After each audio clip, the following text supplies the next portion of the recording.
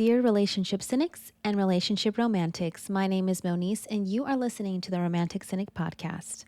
On this week's episode, I wanted to talk about 3 topics that have been popping up on my social media feeds: red flags, green flags, and the bare minimum. I'll be sharing some experiences with you, some of my personal experiences, and some experiences that I've witnessed in other relationships. So I hope you join me on today's episode, where we will mix in some laughter, maybe some tears, romance, and of course, some cynicism. Welcome to episode 9.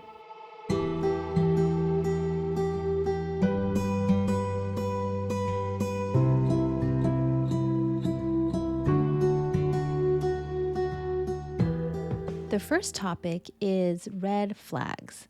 What is a red flag in a relationship? So they are usually a sign or signs that a person probably can't have a healthy relationship, and going any further into the relationship with this person could potentially be emotionally damaging to you or them or for you together. So there's some examples of what red flags look like. So one could be addiction, like alcohol or drug addiction, incompatible relationship goals. So, for example, you want to get married and travel the world, and that is what your relationship goal is. But maybe your partner, their goal is to maybe have a family, be settled, have stability in one area and not explore anything outside of that. So that would be, an example of incompatibility in a relationship. Another one would be jealousy and just distrust. So if you have a partner that is always getting jealous of you for maybe relationships that you have, like friendships outside of your own partnership, especially if it has to do with the opposite sex. I know for my experience, I had a lot of friendships with guys because I had known these people growing up. And in my first 2 serious relationships, I kind of had to stop having those friendships because the person I was dating at the time had a serious problem with that. Other examples would be the constant need to be in control. My former relationship, my partner always had to be in control of everything that was going on in his world. So, for example, he would limit me talking to my parents, for example, which is really horrible for someone to do. He would basically tell me, he's like, okay, well, the only time you can talk to your parents is when you're driving home from work. And so my drive from work to home was about 15-20 minutes. So that was the allotted time that I was allowed to talk to my parents, because the moment I was in his company, I always had to be focused on him. He tended to go to bed relatively early because he had to wake up really early for his job. And there's times I wanted to talk to my mom at night. And so I had to be very quiet when I was on the phone with her. I couldn't make loud sounds. I couldn't laugh. There was a lot of things that he just needed to be in control of because his world was set in a certain way and set in a certain pattern, and anything outside of that was inconvenience. It was an inconvenience for him. So is kind of what I mean by, the need for consistent control. Another one would be lack of emotional intelligence, breadcrumbing. So this one actually really probably hit me the most because I had been in that relationship for 14 years, expecting certain things and wanting to experience certain things with him. And it was always never a good time. Now is not the time, but he would always just, it was always a little breadcrumb, like, but maybe someday, maybe someday, maybe someday. So that would be an example of a breadcrumbing. Another red flag, and this probably will hit more, maybe more women than men, but when you have your partner comparing your physical appearance, either it be like what your face looks like, what your body looks like, when they consistently compare, you know, what they deem what their ideal image of an aesthetic beauty is, and they would compare you to what you lacked or maybe you had an overabundance of.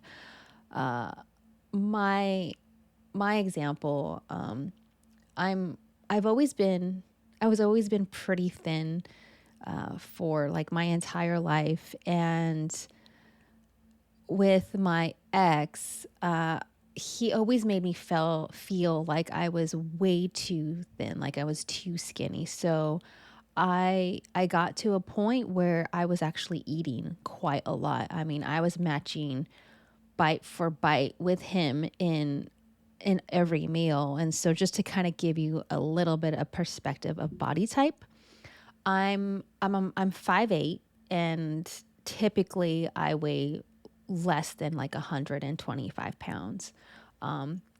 That's always kind of been like my body type for most of my life. He is 6'2" and he ranges around 200 pounds. So just imagine me trying to keep up with him bite for bite. And I got to a point where I gained quite a bit of weight in that relationship because he always compared my body as not being pleasing enough to him. Major red flag. That was also had to do with him being so insecure with who he was as a person. So therefore he felt the need to body shame me and put me down because he was insecure. And so therefore I could not look a certain way because of his own insecurities. So those are red flags.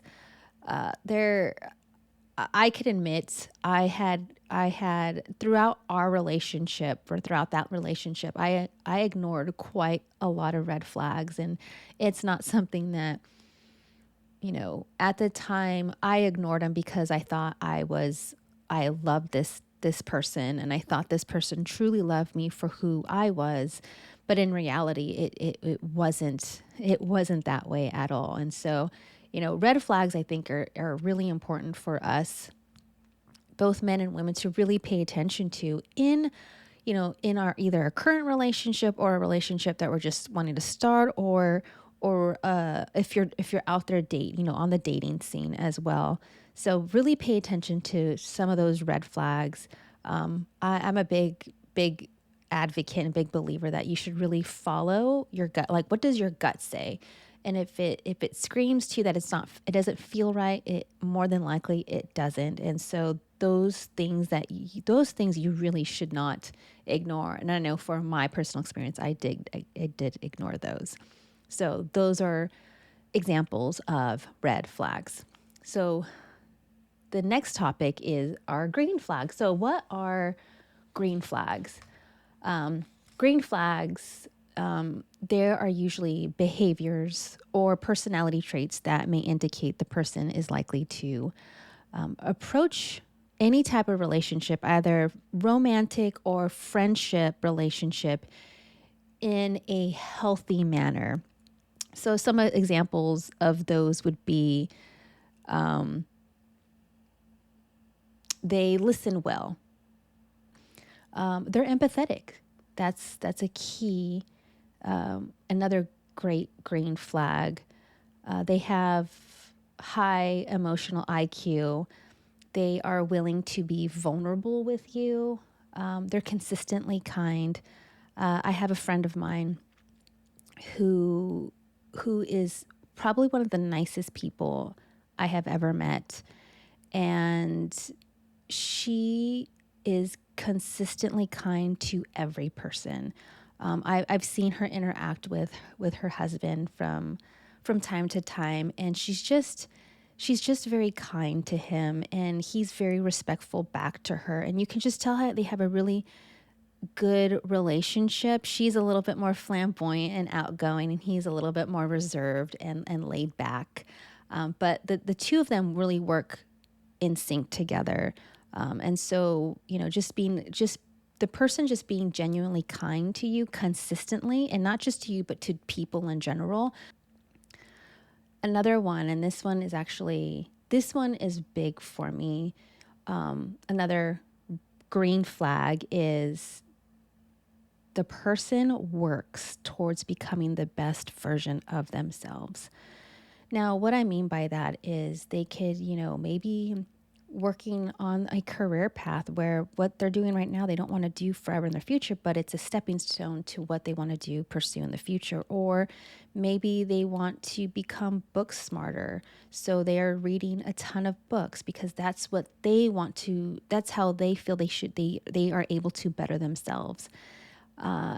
Another example is maybe there are certain personality traits or certain things that they don't necessarily like about themselves, but they're trying to improve upon that. So for example, if you have someone that maybe isn't so emotionally available, but they really want to put in an effort to be a little bit more emotionally available, or they share with you maybe some of their dark secrets, or maybe some of their not so kind moments that they've had, maybe in other relationships, or maybe that they've perpetrated on another person, in terms of maybe they weren't, the best, boyfriend or the best girlfriend, and the things that they had done in the past, maybe they want to improve upon that. I believe that there are some people in relationships that believe that they should not have to change who they are. And if that's what they choose to do for themselves, then that's okay. I'm not saying that everyone should strive to change or strive to be the best version of themselves. Some people are just set in their ways and very stubborn. To me, those are all red flags. I know when after, probably 7-10 years into my previous relationship, I remember having a conversation with him at the time, where he was saying that he's like, "You're not the same person that you were when I first met you." And I'm like, "Well, of course not. I've grown up. I've matured. I've experienced things in life, and I want to just continue to be the best version of myself. I want to continue to evolve." I think being able to evolve as a person over time is very important. You just can't stay stagnant in who you are and just be so stubborn and so vehemently how you are in this point in time, or how you were 10 years ago. Now, that's 10 years ago. You're different from then. I don't think that someone that says, "Oh, I'm exactly the same person I was 10 years ago," maybe you were, and maybe you're in a healthy position in life right now. I can't speak for everybody, but from my experiences, those of us, I'm going to just say everyone in general, those of us that choose to kind of stay stagnant in a particular time frame or mindset, or how you were 10 years ago, and that's what you want to do, and you're with someone that wants to grow and wants to mature and wants to be a better version of themselves and wants to evolve, there's going to be some major relationship issues, either presently or in the future. I mean, I know I've been there. And so I think if you're with someone, or you're wanting to date someone, or you've met someone that wants to continue to evolve, that is a wonderful green flag. And that's something that I think not enough of us really look at. We have to look at ourselves as well. And so, some of these green flags are just we should really start paying attention a little bit more, not to just red flags. And then the third topic that I wanted to talk about is the bare minimum. I've been watching quite a few videos on TikTok. I'm obsessed with TikTok. I watch a lot of those videos because they talk about relationships, in very short little clips. And some of that information is just so fully loaded with just really good content. So I watch a lot of TikTok because I'm obsessed with relationships and I like talking about them. And so the bare minimum I've noticed. So let me just kind of jump right at what I believe the bare minimum to be. So the bare minimum in a relationship is the least amount you need from your partner when being in a healthy relationship. The least amount. Now, I'm not talking about materialistic things, because you as a person can provide all those materialistic things for yourself, because that is called adulting. I've watched a few videos where, quite a few, I hate to say, where the bare minimum to either the man or the woman, it's always about like some type of like physical, materialistic possession. Something that's what they believe their bare minimum to be. And I'm here to say that is not the bare minimum. That is just a want. That's not a need. The bare minimum, I believe, absolute bare minimum for everyone is that we should be able to be given, and you should be able to give, both sides, our respect, love, and putting in the effort. Being respectful goes a long way. I just had a conversation a couple days ago with my best friend where I mentioned about something in my previous relationship. We were talking about something as simple as we were talking about pet peeves. We were talking about pet peeves. And one of my biggest pet peeves is doing the dishes. Like, I hate doing dishes. And the reason why I hate doing dishes, because in a past life, when I was a bartender for a hotel, I had to, we served food at night. So the only thing, and it was only me. So I was the only person. I did the bartending. I kind of served, I had the food ready. And so I also had to wash the dishes. It was just me. And so, especially when you have like, a relatively full house like that, that is kind of daunting, and it's frustrating. And so I remember, like, that was part of my job. Like, I washed dishes. And so when I came home, the last thing I wanted to do was wash dishes. And this is just like a pet peeve, like I had developed in during my bartending years, and even afterwards, I still am not. Yeah, I haven't been a bartender for quite a while now, and it's something I still don't like doing. But I remember sharing my experiences with my best friend and saying that my ex hated doing the dishes as well, and so. But I always told him, I said, well, hey, would you mind like doing dishes at least like once a week? Just once a week, just so I don't have to do them all the time. And he just, like, he always had an excuse for he always had an excuse for something that he didn't want to do. And so his excuse was,